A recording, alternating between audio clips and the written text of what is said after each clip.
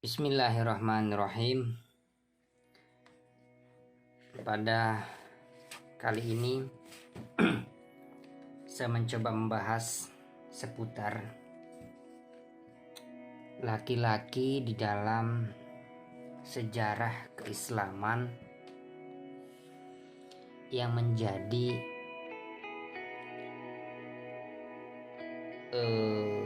penggoda. Jadi selama ini kita mendengar bahwa hanya wanitalah yang menjadi penggoda kita. Tetapi justru sebenarnya ada di dalam sejarah Islam yang menyatakan bahwa laki-laki juga menggoda. Oleh sebab itu dalam salah satu syair yang kita kenal, bunyinya adalah, adakah jalan menuju kedai minuman anggur, biar aku bisa menemuinya? Atau adakah jalan menuju Nasr bin Hajjaj? Perempuan selalu dipersepsikan di masyarakat, di mana-mana, sebagai makhluk Tuhan yang menarik, sungguh memikat, menggoda dan mengganggu ketenangan seorang laki-laki. Dalam teks-teks keagamaan pun justru yang ditampilkan di dalam konteks perempuan adalah sumber fitnah. Oleh sebab itu salah satu hadis yang sering diucapkan oleh para pendakwah adalah bahwa ma taraktu ba'di fitnatan adurru 'ala rijali minan nisa'i. Aku tidak mewariskan suatu fitnah yang lebih merugikan atau membahayakan laki-laki kecuali perempuan. Memang hadis ini hadis yang sahih. Perlu kita tegaskan terlebih dahulu bahwa apa yang disebut dengan fitnah. Fitnah di dalam bahasa Arab secara harfiah berarti cobaan atau ujian. Bentuknya bisa bermacam-macam dengan kadar yang juga bermacam-macam. Bisa ringan, bisa berat, atau bisa sampai pada kadar membahayakan kehidupan seseorang. Dan berkenaan dengan fitnah bisa mengenai siapa saja, baik dia beriman ataupun tidak beriman. Artinya bahwa dari hadis ini para pendakwa kerap membuat sebuah stereotip kepada perempuan, bahwa perempuan sebagai sumber fitnah, dengan pengertian misalnya tubuh perempuan yang begitu memikat, menggoda, kemudian mengganggu laki-laki. Semuanya itu di atas tafsir dan pendefinisian oleh laki-laki atau masyarakat patriarki, di mana di dalam sistem sosial ini dianggap sebagai tempat provokasi naluri hasrat laki-laki yang berpotensi menjerumuskannya ke dalam situasi yang bisa merugikan salah satu pihak di antara keduanya. Rugi di dalam makna bisa bermakna moral, bisa bermakna spiritual, misalnya dari dia seorang yang beriman menjadi tidak beriman, maupun secara material. Oleh sebab itu di dalam masyarakat, perempuan dituntut untuk harus dibungkus, dikerangkeng, kemudian sampai pada tahap dibatasi ruang geraknya. Makanya kita sering mendengar bahwa perempuan itu hanya berkutat di 3 wilayah, dan tidak boleh perempuan itu menjadi seorang karyawan atau berkarir di luar rumah. Itu sebab doktrin-doktrin yang tertanam di dalam masyarakat patriarki itu seolah-olah perempuan tidak boleh bekerja dan tidak memiliki ruang gerak yang sama dengan laki-laki. Atau kita juga sering mendengarkan bahasanya cukup halus, sangat lembut, atau sering diutarakan oleh kaum hijrah-hijrah. Kita sering mendengar misalnya bahasanya seperti ini: perempuan harus dilindungi dan dijaga ketika ia hendak melakukan aktivitas di luar rumahnya. Makna ini terkesan lembut, baik, anjuran yang cukup perlu kita dengarkan. Tetapi ingat bahwa sahabat-sahabat, tetap di dalam narasi itu perempuan diposisikan sebagai objek yang dikorbankan demi kepentingan laki-laki. Ada sebuah tafsir lain juga terhadap hadis yang saya sebutkan tadi.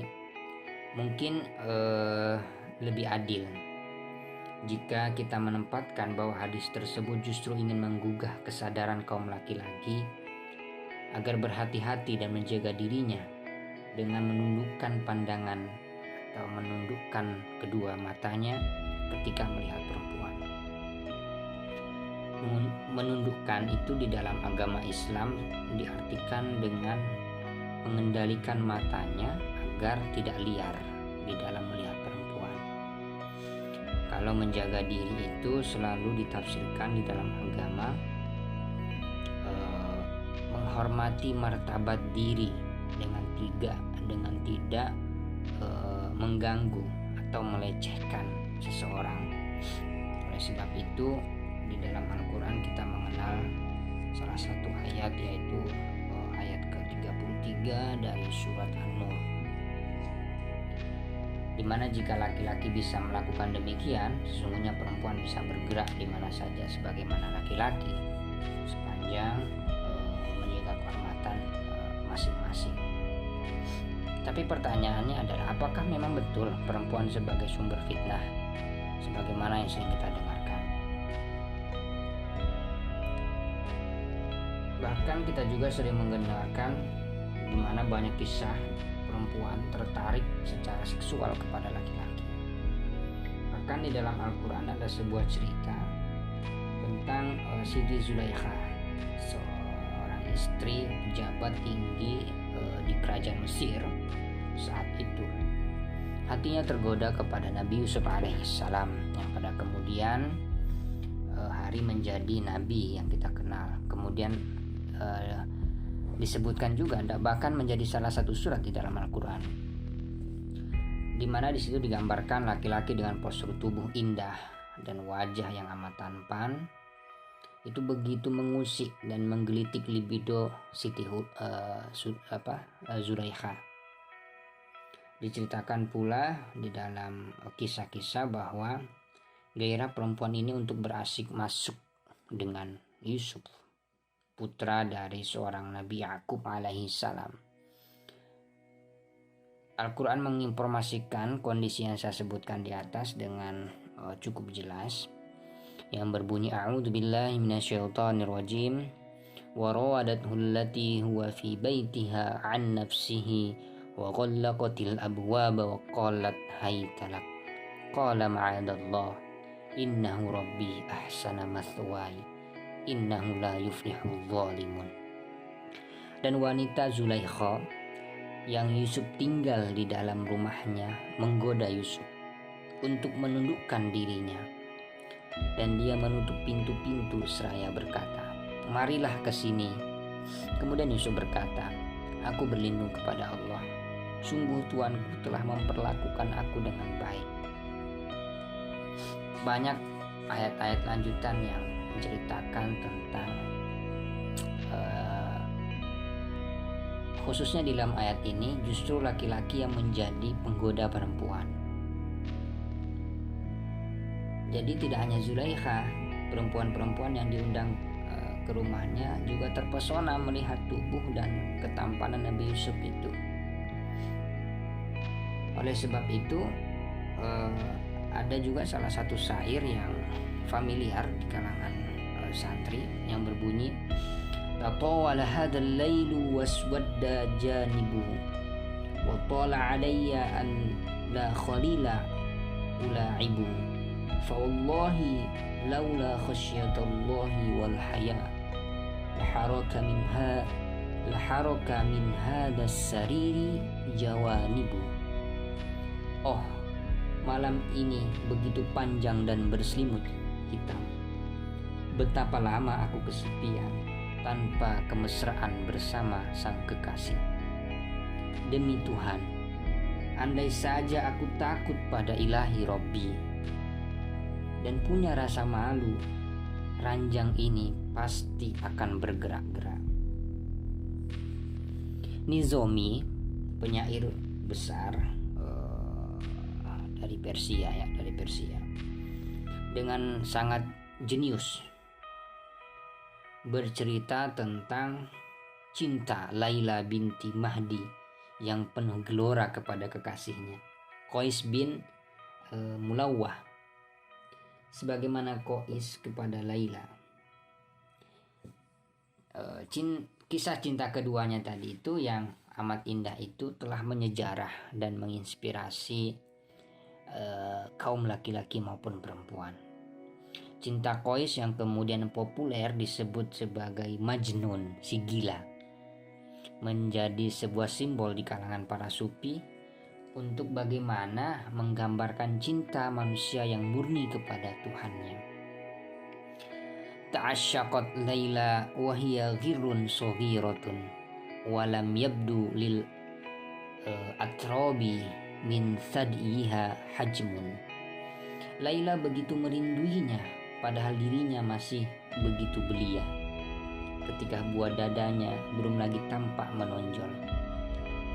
Di situ digambarkan bagaimana Laila mabuk kepada Qais, kekasih dan pujaan hatinya yang dirindukan olehnya setiap hari. Bahkan tidak setiap hari, waktu yang digambarkan di dalam kisah-kisah itu berbulan-bulan, bahkan sampai bertahun-tahun. Oleh sebab itu, kita juga mengenal salah satu kisah bahwa sebenarnya di dalam keislaman tidak saja yang harus kita tonjolkan itu bahwa perempuan menjadi sumber fitnah.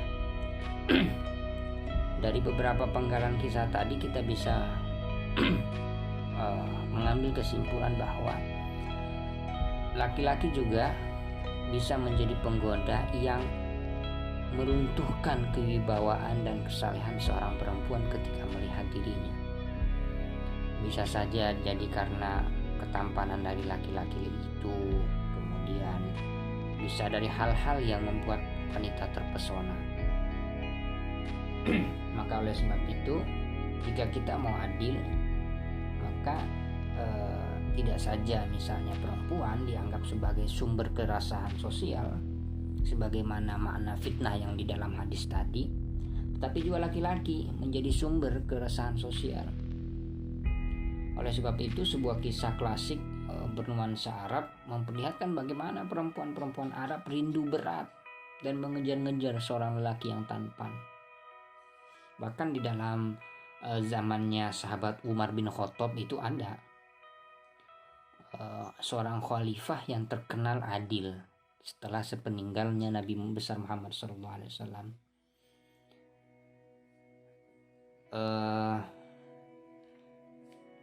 Di mana dari sebuah gubuk sederhana di sana itu dia mendengar nyanyian rindu, sebuah nyanyian rindu melankolis lah dari seorang perempuan. Hal min sabili ila khamrin fa ashrabuha am min sabilin ila Nasri ibni Hajjaj. Adakah jalan menuju kedai minuman anggur biar aku menenggaknya, atau adakah jalan menuju Nasir bin Hajjaj? Umar kemudian segera memanggil Nasr itu. Begitu tiba di hadapannya, Umar melihat seorang laki-laki tampan dengan rambut ikal yang memikat. Umar kemudian segera memintanya untuk memangkas rambutnya yang ikal tadi itu. Begitu kepalanya tak lagi menyisakan rambut alias gundul ya, Umar masih melihat ketampanannya. Artinya bahwa ini orang kok sudah digundul tapi masih kelihatan tampannya. Artinya Umar setelah melihat dia gundul, wah ini masih bahaya ini. Ini masih bisa menggoda perempuan, khususnya suara nyanyian rindu melankolis tadi itu. Umar masih resah ternyata. Ia kemudian mengisolasi atau memutasi, kalau jabatan itu ya memutasinya ke sebuah daerah di Basroh. Basroh itu Irak ya, Irak. Dan membiarkan wajahnya berangsur-angsur menjadi keriput di telan zaman. Harapannya tak ada lagi perempuan yang tergoda oleh ketampanannya. Namun apa yang terjadi sahabat-sahabat? Di negeri itu ternyata banyak perempuan yang justru lebih tergila-gila dibandingkan di tempat sebelum di isolasi di Basrah itu. Kemudian Abu Musa al-Asy'ari, sang gubernur Basrah saat itu, mengusirnya ke Persia. Anehnya lagi, di negeri itu dia masih juga digandrungi banyak perempuan. Jadi setelah diusir ke tempat-tempat lain, memang karena dia tampan, dia digila-gilai lah oleh banyak perempuan. Kemudian sang gubernur itu sempat mengirim surat kepada sahabat Umar bin Khattab dan menceritakan si tampan yang membuat perempuan-perempuan resah dan tak bisa makan dan minum, galau lah bahasa kita. Rindu melihat ketampanan dan wajah anggun itu. Kemudian sahabat Umar bin Khattab membalasnya, di mana Umar menyuruh sang gubernur membuat surat keputusan tentang larangan bagi Nasr, seorang laki-laki itu, keluar dari masjid. Biarkan dia di masjid sampai meninggal. Itu balasan surat sahabat Umar kepada sang gubernur Basrah. Ketika pada akhirnya Umar wafat lebih dulu karena dibunuh oleh Abu Lu'lu', Nasr masih segar bugar dan kembali ke Madinah.